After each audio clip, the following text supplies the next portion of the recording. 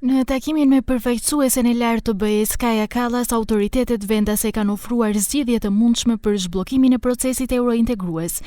Një pjesë prej tyre tashmë i përmendi shefja e shtetit Gordana Siljanovska-Davkova, që Parlamenti Evropian ose Këshilli të miratojë një akt të veçantë për marrëdhëniet mes Maqedonisë dhe Bullgarisë, ose në protokollin e 3 të marrëveshjes për marrëdhënie të mira fqinësore të theksohet se nuk do të ketë veto për çështje historike. Имаме неколку сценарија кои што ги понудивме, точно е тоа за кои што сметам дека може да бидат погодни за двете држави. Zëvendës ministrja për çështje evropiane Viktoria Trajkov paralajmëroi se për këtë çështje do të punohet me përkushtim në periudhën që vijon, por tani për tani askush nuk lëshon pe.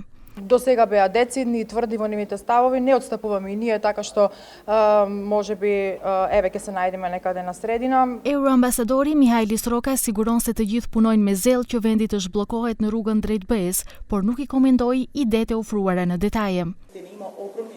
Ka aktivitete të mëdha diplomatike dhe një numër të madh vizitash dhe takimesh, kështu që çdo ide e mirë që do të rrjedhë nga vizita dhe takimet e tilla është e mirë se ardhur për ne.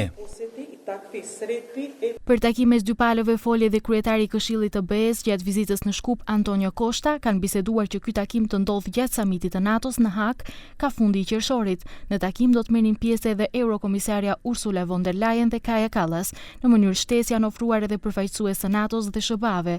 Zëvendës ministra Trajkov u përgjigj se sot do të ketë përgjigje nga pala bullgare në lidhje me ofertën për takim në Hag, por nga kabineti i presidentes nuk ka konfirmim zyrtar.